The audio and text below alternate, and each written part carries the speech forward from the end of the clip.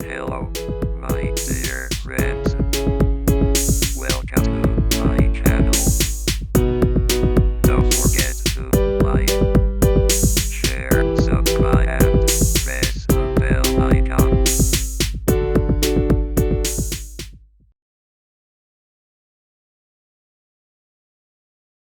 यो 10 नम्बरको त्यो एकचोटि गरौँ।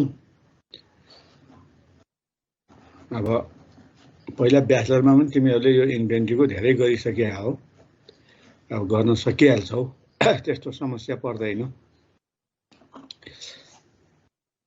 अब यो 10 नम्बरमा हाम्रो के छ भने अब यसमा annual demand for an item is 2400 unit भनेको छ है। एनुअल डिमान्ड चाहिँ यति रहेछ, यो डी दियो। अर्डरिङ कस्ट 100 है, यो ओ दियो ordering cost. Inventory carrying charge 20% of the purchase price. अब पर्चेज प्राइस यहाँ हामीलाई दिएको छ है, त्यसको 24% चाहिँ हाम्रो क्यारिङ कस्ट भने होल्डिङ कस्ट है, होल्डिङ कस्ट लाग्छ भनेर उसले दियो। अब यहाँ तल हामीलाई चाहिँ क्याटेगोरी दिएको छ। अर्डर साइज भनेको छ एबभ 750, यसमा प्राइस पर युनिट 8.75 अनि 501 to 750। अब यसमा चाहिँ प्राइस पर युनिट 9.25 दिएको छ। लेस देन 500 युनिट, अब यो 500 भन्दा कम, यसमा चाहिँ प्राइस पर युनिट कति दिएको छ भने 10 दिएको छ। जति बढी लियो त्यति चाहिँ कम प्राइसमा पाउने भयो। अब त्यही अनुसार यहाँ दिएको छ। उसले के भन्छ भने डिटर्मिन अप्टिमम पर्चेज क्वान्टिटी। हामीले वास्तवमा कति क्वान्टिटीमा किन्दाखेरि राम्रो हुन्छ त, अप्टिमम पर्चेज क्वान्टिटी हामीले निकाल्नु पर्यो। अब हामीले एबभ 750 किन्ने कि अब 501 to 750 किन्ने कि लेस देन 500 किन्ने, के किन्दाखेरि हाम्रो चाहिँ यो इन्भेन्ट्री कस्ट कम होला त? अब यो कुरा हामीले निकाल्नु पर्ने छ हेर। अब तीनटा क्याटेगोरीमा दियो है, एबभ 750। अब यसमा प्राइस पर युनिट दिएको छ 8.75, अर्को 500 to 750, यसमा दिएको छ हाम्रो 9.25 अनि लेस देन 500 हुँदाखेरि 10 भनेर अब यहाँ हामीलाई दियो। अब हामीले निकाल्नु पर्यो अप्टिमम क्वान्टिटी कुन होला त? यो तीनटा मध्ये अप्टिमम क्वान्टिटी कुन हुन सक्छ? अब त्यो निकाल भनेर हामीलाई यहाँ दिएको छ। त्यसैले अब अप्टिमम क्वान्टिटी निकाल्दाखेरि अब तीनटैको टोटल इन्भेन्ट्री कस्ट निकाल्नु पर्यो हामीले है। तीनटै केसमा टोटल इन्भेन्ट्री कस्ट कति पर्छ त्यो निकाल्ने। अब सामान्य हिँड दिँदा पनि तिमीहरूले गर्न सक्लाउ जस्तो लाग्छ मलाई। त्यसैले म धेरै समय यसमा दिएर पनि काम छैन। अब तिमीहरूलाई चाहिँ मैले के गर्छु त भन्दाखेरि अब सामान्य एउटा हिन्ट चाहिँ लिउँ।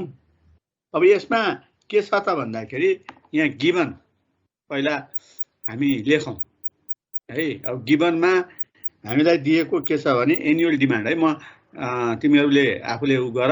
अब यो गिभनमा म गिभन पनि लेखिनँ, अब डी मात्र लेखेँ। यो एनुअल डिमान्ड, यो डी भनेको हामीलाई कति दियो त भन्दाखेरि 2400 युनिट है, 2400 युनिट दियो। ल यो यति यो एनुअल डिमान्ड छ। अनि अर्डरिङ कस्ट ओ दिएको छ है। ओ हाम्रो चाहिँ कति दियो भने 100 दियो। यो 100 दियो अर्डरिङ कस्ट। अब होल्डिङ कस्ट चाहिँ हाम्रो अब 25% त्यो दिया छ।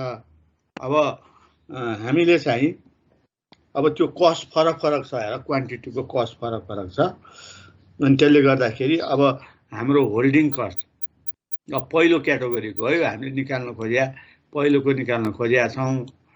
अब पहिलोको चाहिँ एबभ 750 होइन त, एबभ 750 त एबभ 750 को निकाल्दाखेरि हाम्रो चाहिँ के भयो भने 24% अफ 24% अफ पर्चेज प्राइस। अब पर्चेज प्राइस चाहिँ हाम्रो कति छ त भन्दाखेरि 8.75। ल निकाल यसको कति आउँछ, 8.75 निकाल्दाखेरि कति आउँछ,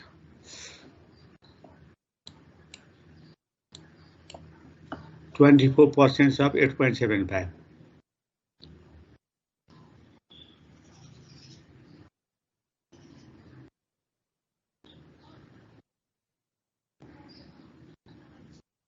यो निकाल। यो निकालेपछि अब इओक्यू निकाल्नु पर्यो।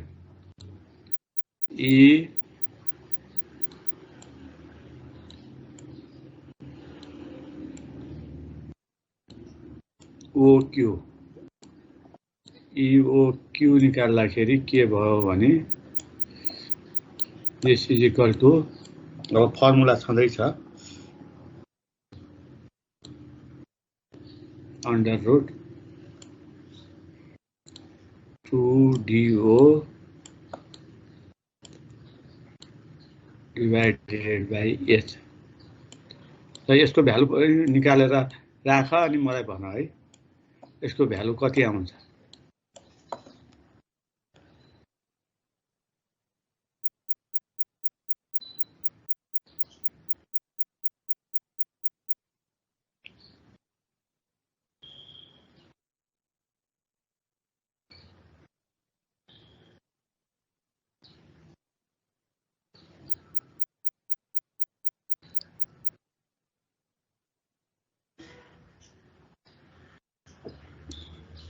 यसलाई EOQ1 गरौँ न है, यो Q1 हो, EOQ1 गर। कति आयो निकाल, कति आयो,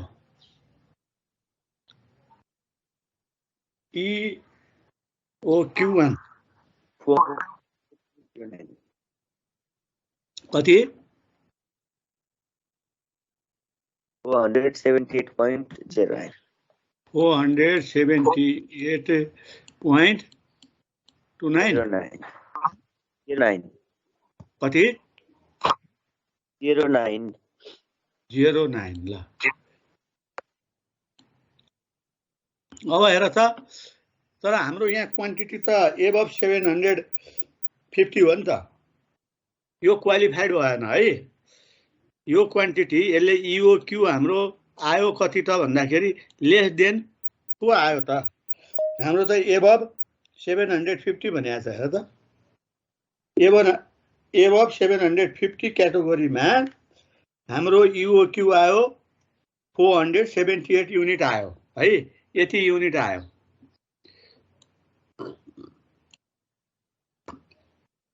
यति युनिट आयो, त्यसैले हामीलाई चाहिँ हुनुपर्ने के थियो त भन्दा 750 भन्दा एबभ भयो भने यही क्वालिफाइड हुन्थ्यो, तर यो त 478 युनिट भने त अब 750 भन्दा कम भयो। त्यसैले यहाँ अब हामीले एउटा लेख त ल्याङ्ग्वेज म भनिदिन्छु।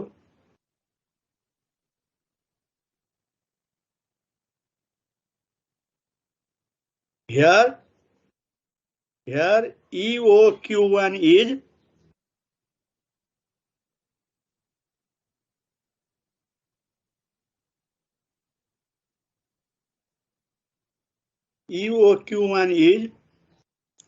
less than 750.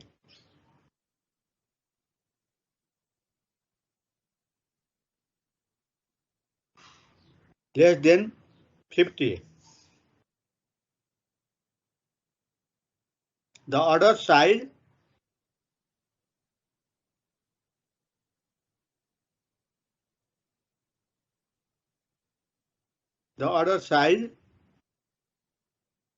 to qualify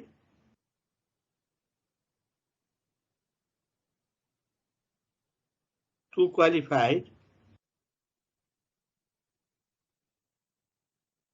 purchasing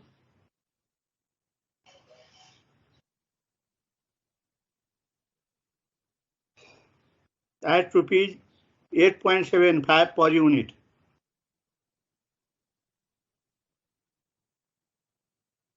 The order size should be at least 750 unit. Therefore EOQ is 750 लेखा. अब यो भन्दा बढी हुने भएन, कम्तीमा पनि यति हुनै पर्छ 750 है. यो प्राइसमा 750 युनिट पर्चेज गर्नै पर्छ. त्यसैले यसको मिनिमम युनिट भने 750 हामीले लिनै पर्यो. यसको लागि यो भन्दा कम लिन पाइएन. यहाँ EOQ आयो 478 आयो, तर वास्तवमा 478 भने 470 भन्दा कम हो. त त्यो प्राइसमा 8.75 प्राइसमा हामीले मिनिमम अर्डर गर्नुपर्ने युनिट भनेको 750. क्याल्कुलेसनले जे देखाए पनि EOQ जे भए पनि 750 हामीले त्यो प्राइसमा किन्नै पर्छ. ल अब EOQ2 निकाल. यस्तै गएर EOQ2 निकाल त. दोस्रो क्याटेगोरीको लागि निकाल. EOQ2. अब यसको लागि अन्डर रुट फर्मुला सबैमा माथिको त्यही नै हुने भयो. 2DO यो एउटै छ. एनुअल डिमान्ड पनि उही छ, अर्डरिङ कस्ट पनि उही छ. तर होल्डिङ कस्ट मात्र फरक हुने भयो है. यो होल्डिङ कस्टमा हाम्रो S2 ल S2 भने 24% अफ 9.25. 24% अफ 9.25 त्यो भ्यालु निकाल अनि फाइनल भ्यालु कति आउँछ त्यो लेख.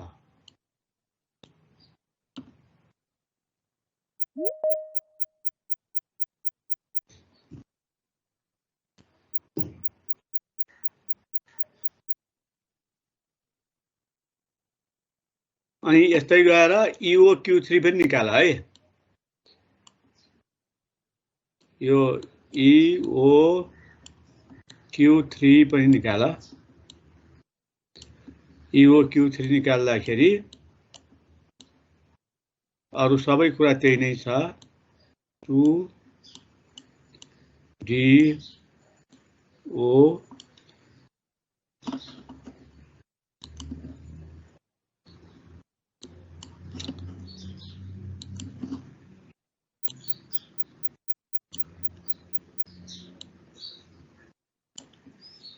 divided by S3 निकाल.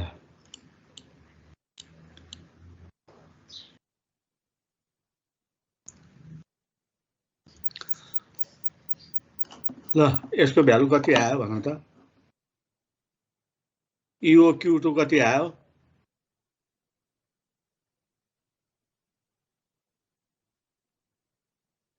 यो दुईटैको हो भन. 464.99. 464.99. ल यो अर्को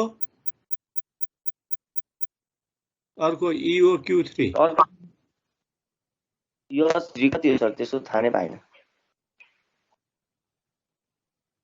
EOQ2 को कति?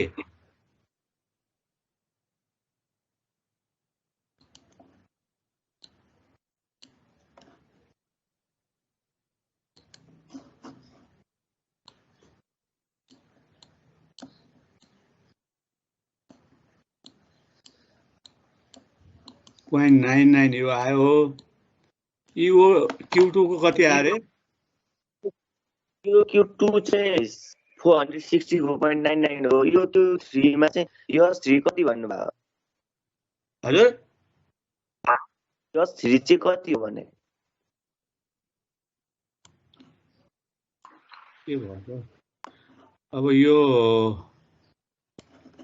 464.99 यो भयो ल। अनि यो कति रे? अब यसलाई हेर त, यो पनि क्वालिफाइड भएन। This quantity is also not qualified, किनभने त्यहाँ हाम्रो भनेको छ कति भनिया छ 501 to 750 भन्छ। 501 to 750 भित्र परेन नि यो। त्यसैले यसको मिनिमम क्वान्टिटी कति हुने भयो भने हामीले लिनुपर्ने मिनिमम क्वान्टिटी लिनु पर्यो। अब यो 500 भनौँ न, यसको मिनिमम क्वान्टिटी 500 लिउँ ल है। त्यही लेख्नु पर्यो language. This quantity economic order size is not also qualified at this price भन्नु पर्यो हैन। एट प्राइस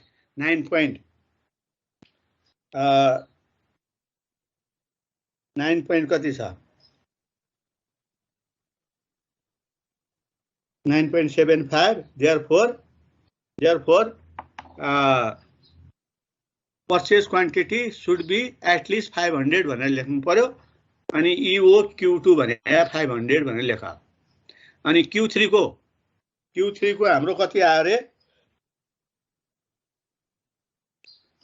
Q3 को भन न। 219.09 419.09 200 sir 219 219.09 हजुर 219.09 धेरै कम आयो त यो। अरूको 400 को रेन्जमा आछ, यो धेरै कम आयो। क्याल्कुलेसन बिग्रिया त होइन हेर त, किनभने यसकै उसमा आसपासमा आउनु पर्छ के। एउटा 447.21 आउँछ सर। त्यही त धेरै फरक आयो। यस 3 कति भन्नुभयो? यति फरक नआउनु पर्ने, किनभने त्यो पर्चेज प्राइस है S3 एकदम 2.4 कमले फरक छ नि। 400 कति भन्यौ? 47.21 हो 47.21। त्यही त प्राइस अलिकतिले फरक छ, धेरै फरक आयो भने ल। हो यो आयो। अब यो क्वालिफाइड भयो ल। हेर त्यही रेन्जमा पर्यो। हेर यो चाहिँ लेस देन 500 मा पर्यो। लेस देन 500 मा पर्या यो हो। यो लेस देन 500 भयो। यसको EOQ 501 माने पनि भयो, 500 मान हैन। 501 मान्दा पनि केही फरक पर्दैन। यसको क्वान्टिटी 501 एटलिस्ट यो भयो। यसको क्वान्टिटी अब हाम्रो यही नै हुने भयो। यसमा यो क्वालिफाइड भयो नि। त्यसैले this quantity lies within the range. This quantity lies within the range, so we should consider this one भनेर EOQ यो भयो। अब है EOQ यही लिनु पर्यो। अब यति भएपछि अब हामीले के गर्नु पर्यो त भन्दाखेरि, अब कुन लिने होला त भन्दाखेरि पहिलो क्वान्टिटी पर्चेज गर्ने कि एबभ 700 पर्चेज गर्ने कि बिट्विन 501 to 750 पर्चेज गर्ने कि लेस देन 500 पर्चेज गर्ने भन्ने कुरा डिसिजन लिनुपर्ने हो हामीले। अब यति हामीले निकालिसकेपछि यो के को लागि निकाल्यौँ भने हामीले पर्चेज गर्ने क्वान्टिटीको लागि निकाल्यौँ। पहिलोको लागि 750 पर्चेज गर्नु पर्यो, दोस्रोको लागि 501 पर्चेज गर्नु पर्यो, तेस्रोको लागि 447.18 गर्नु पर्यो। अब यो कुरा हाम्रो कन्फर्म भयो। अब यो भइसकेपछि अब के गर्नु पर्यो भने टोटल एनुअल इन्भेन्ट्री कस्ट निकाल्नु पर्यो।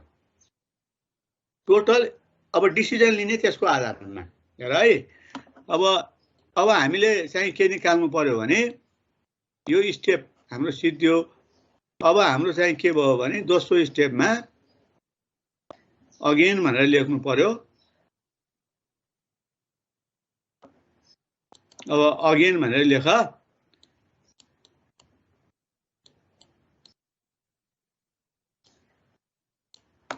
अगेन भनेर लेख्ने अनि अब टोटल इन्भेन्ट्री कस्ट निकाल्नु पर्यो यसो गरौँ न total cost C1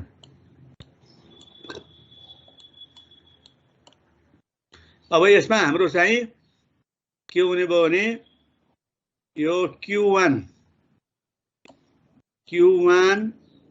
into carrying cost plus है क्यारिङ अनि अब अन्डर रुट यसको फर्मुला है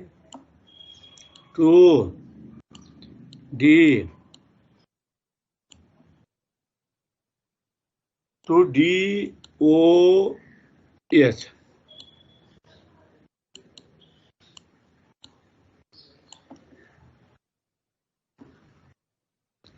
र अब निकाल अब हामीले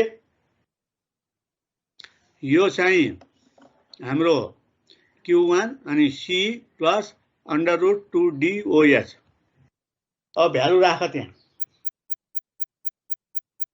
Q1 हामीले निकालेकै छ सुरुको लागि 750 हामीले निकालेका छौं हेर त 750 लेखा 750 अनि यसको कस्ट कति छ कस्ट सुरुमा कति थियो हाम्रो 8.75 cost per unit 8.75 plus under root 2 अब एनुअल डिमान्ड 2400 हैन 2400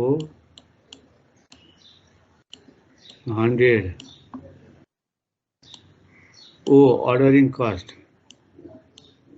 यसको अर्डरिङ कस्ट कति छ 100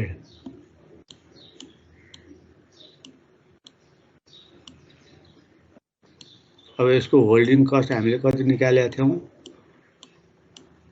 अघि कति आएको थियो होल्डिङ कस्ट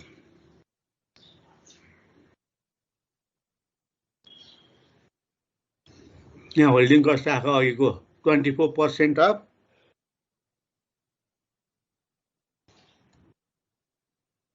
कति निकालेका थियौं 8.75 को 24% 2.1 sir. कति 2.1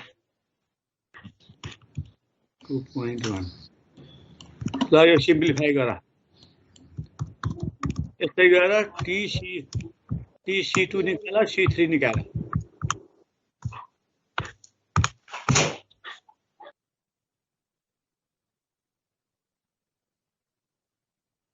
आयो आयो सर ल अब लेख अब तल कन्क्लुजन हेर है पहिलोको कति आयो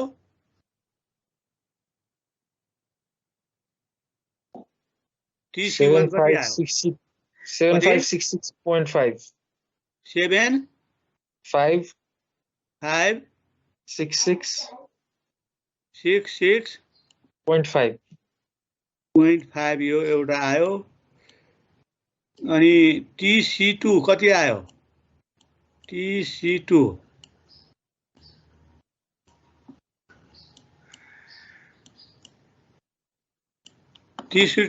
कति आयो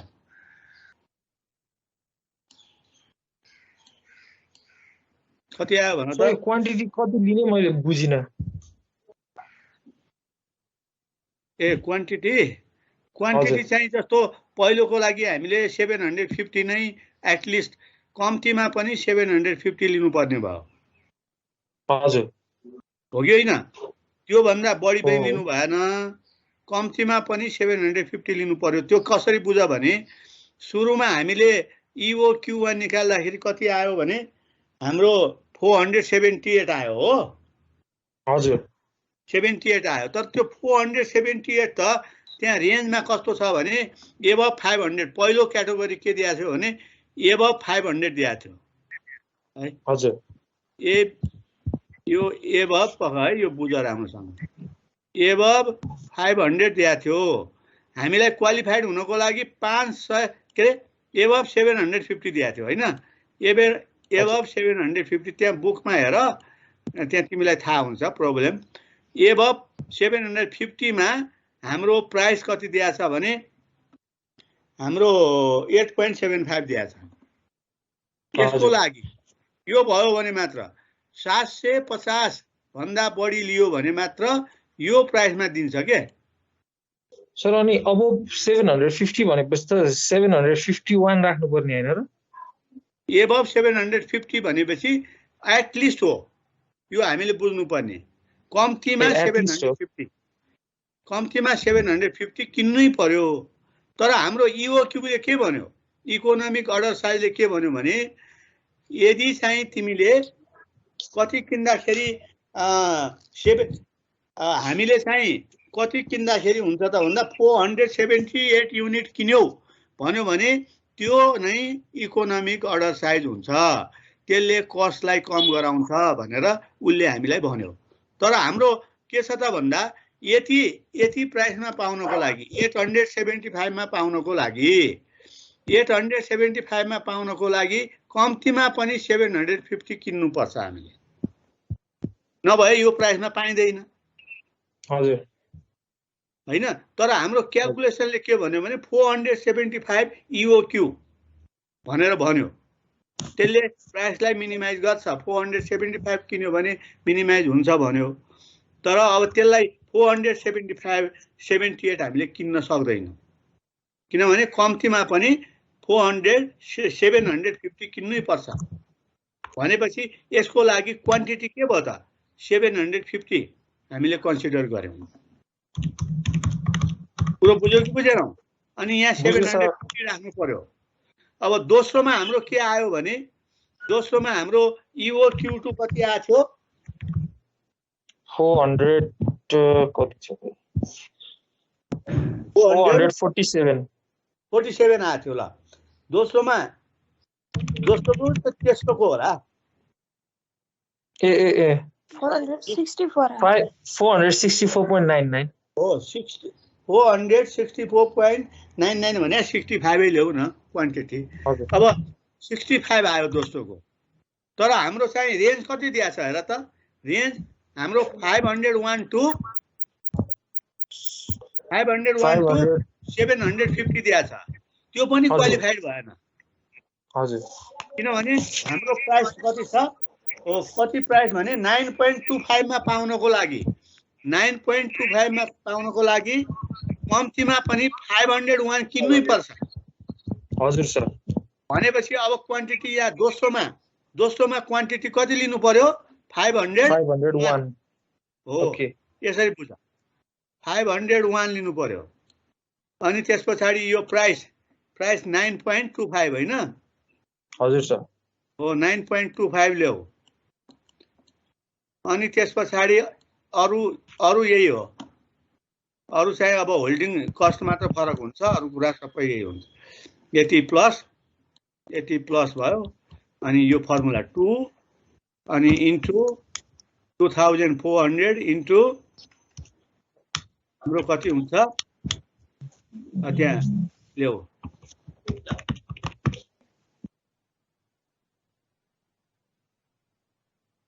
ल निकाल कति आयो? TC2 निकाल, TC3 निकाल।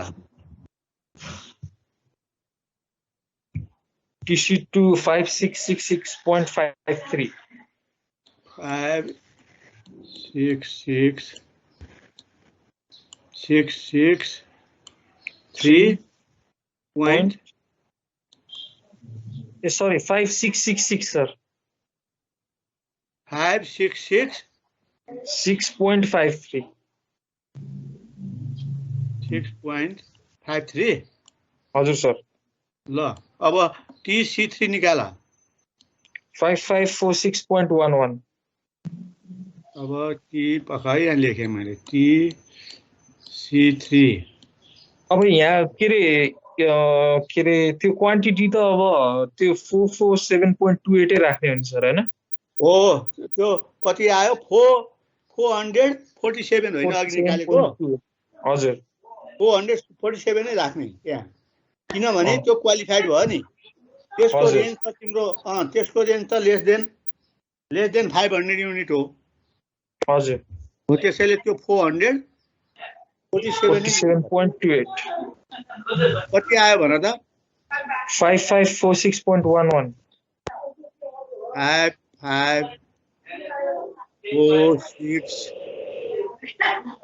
point 11 त सबभन्दा कम कुन आयो भन त्यही लास्टको फर्स्टको सबभन्दा कम आयो हो फर्स्टको कि लास्टको हो लास्टको जुन कम आयो त्यही नै हामीले डिसिजन लेख्नु पर्यो सबैभन्दा कम आएको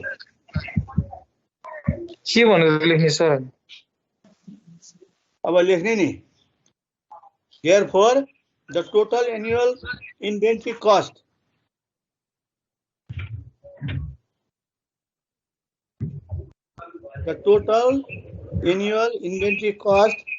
for the order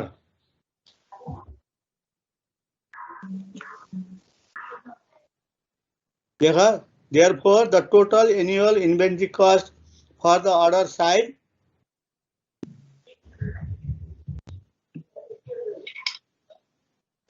$447 unit. 447 unit per order is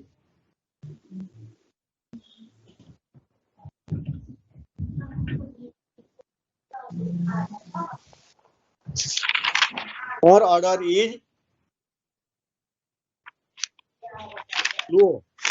Per order is low.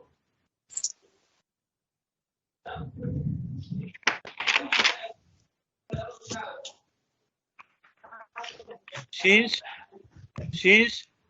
economic order size is 447 unit लेखा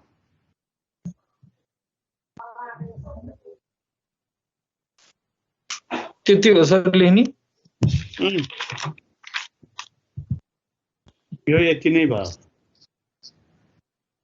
अब यसलाई सोध्यो भने यो 10 मार्क्स को सोध्न सक्छ